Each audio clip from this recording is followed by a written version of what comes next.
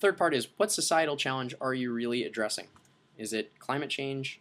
Is it BPA? Is it lead in paint? Is it mental health?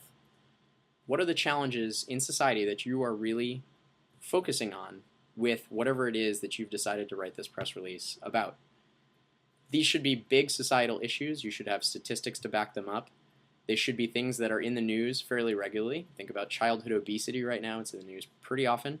Michelle Obama has a lot to do with that. But think about the ozone layer. And if you're still talking about the ozone layer, that was sort of 1985. Not that it's not a problem anymore, but how often do you hear about it? Acid rain, same kind of thing. Once we got, there was some regulation around acid rain, a cap and trade system, it was put in place, and it really has helped to take acid rain down a notch in terms of anything that people are really paying attention to. So what's that societal issue that you are addressing, and how is that beneficial to the people who are the readers of whatever newspaper or magazine it is that you're submitting your information to? And the fourth part about this is, why now? Why is it today? Why is this so critical right now that what you're saying adds onto this societal issue and addresses it? Do you have a workshop coming up next month that addresses this and allows people to do this to change something about what they're doing in their life, to address the bigger societal problem, but also to help them? So the conclusion really is that Patagonia's success was largely attributable to a kind of a feel-good story about a problem that really resonated very easily. Everybody knows that we have tons of plastic bottles. They're not highly recyclable. We don't know quite what to do with them. The number of plastic bottles, the statistics are kind of overwhelming in terms of how many are being produced and used in the United States alone every year. How can you use this same mindset for your own company to sort of produce a feel-good story that a editor, publisher, or writer will end up picking up? So just for an example, I know, Janet, you have created some children's products for some yoga products for children. And the societal issue that I think a lot of this comes to is kids sitting in front of the TV day after day, focusing in, zoning in, killing brain cells probably, and at the same time becoming unhealthy, obese, not moving, not getting in a mindset of moving. Now, parents, of course, will perk up when they hear those societal challenges and say they don't want that to happen to their child as well. There's a huge societal benefit, there's a huge cultural benefit, and there's a huge environmental benefit for folks not to become couch potatoes. So framed that way, you've got a nice feel-good story that's not about your business. It's about society, but it focuses the problem, focuses the challenge, and creates a nice story that a writer can pick up and go with in terms of their readership, the people who are reading their newspaper or what have you. So make it easy for them and frame it as this feel-good story. Okay, so let's do a little bit deeper dive into what the press release actually looks like. And in the document, the downloadable document that you guys received, okay, thank you, Debbie, I appreciate the comment. So press releases, as I said, is one very critical element in PR. Okay, so in the document that you received when you registered for this class, Exhibit 1 in that document, if you scroll down to it, and you don't have to do that right now, it's not crucial, it's basically just a sample, fictitious sample press release that I created and put into that document just to showcase how you can lay it out and how it should be written. So the main things here, I want you to kind of see that it's clean, it's very simple, it's one page. I'll get into the details of it here in the next couple of slides, but the first thing that you'll notice, again, clean, it's for immediate release, there's contact information right there, there's a headline that grabs, there's a subheadline that explains a little bit more, and then there's the body. So this is one very, very critical element. You will write potentially hundreds of press releases in your life if this is what you decide that you want to do, and I would advise it. I think it's a solid way to go. The more you write these things, the easier they become. If everyone is familiar with a life cycle assessment, life cycle analysis, it's called an LCA. It's a big environmental sustainability kind of catchphrase right now. It's a lot of companies are doing these LCAs on their products.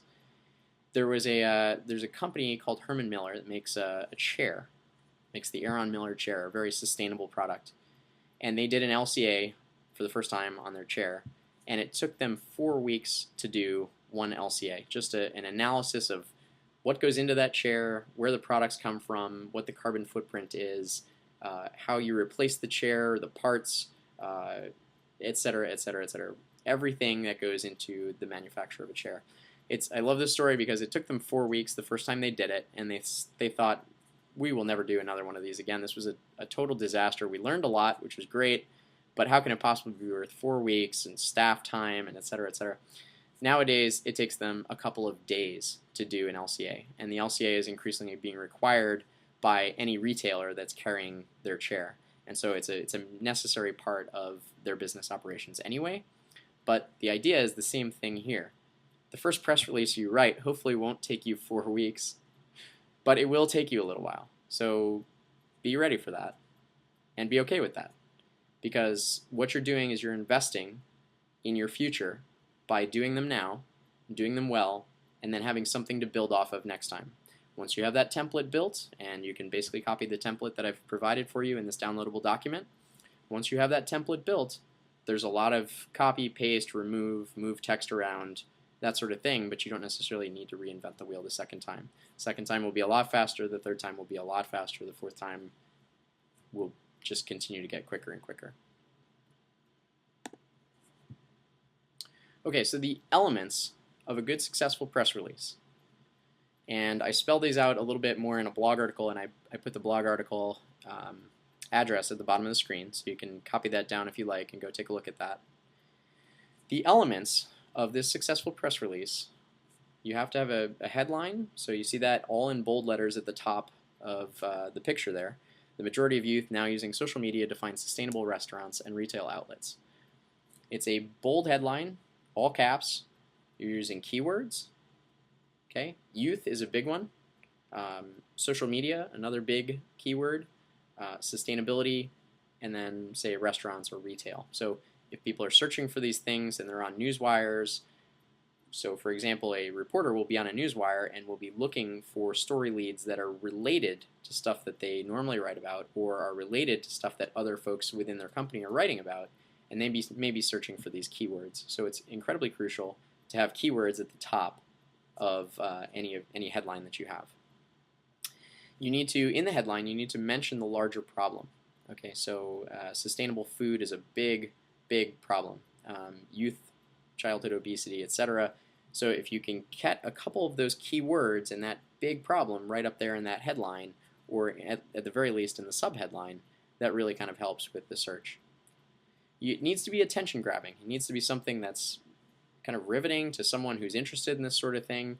So this one is a very businessy sort of press release. This was written for a particular kind of audience, and you'll see that if you read the downloadable document, who this was sort of intended for. But it's kind of businessy. It's people who are writing about trends and food and youth development and childhood obesity and public health problems.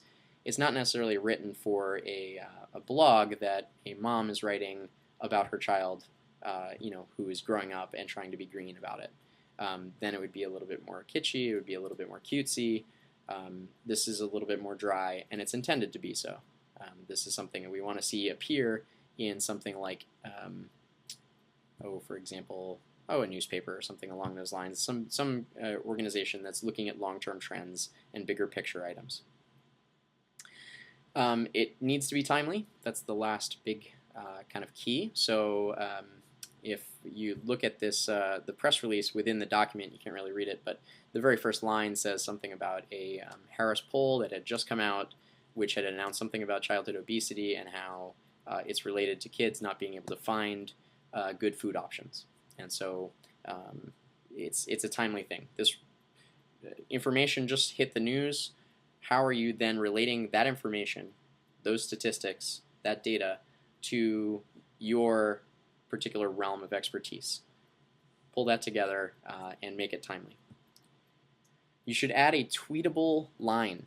So this is at some point somebody asked the question, is the traditional press release dead in the era of social media when everything needs to be 140 characters? It is not dead, but it is definitely changed. So the idea is that you want to have a permanent link somewhere else with all this information, and you want to have that to have a tweetable line. So you need to create a 140 character sentence, a tweet, for example, put that right at the top of your press release and have that say childhood obesity and sustainable food options. How are kids finding healthier options, healthier food? And then put a link to it right there. And then that link should bounce directly to your website where all this information is, and that helps drive information back to, or it helps drive readership back to the product that you are promoting. And again, is placed in a situation where it's not necessarily advertorial, but it's, here's the bigger problem. Our product, our service helps to alleviate this bigger problem in a very tangible and practical kind of way. You want to put contact information very easy to find in the top left. Consider yourself, if you're sitting at your desk and you're a journalist, this press release comes across your desk and you're looking at it, that contact information, if it's not right at the top, you don't want to go searching for it because you might read it, you might see the headline, you might shush it aside, you'll see 5 or 10 other press releases come through, and then at some point something starts clicking and you say, oh, I could actually run with that story. Let me go back to this one.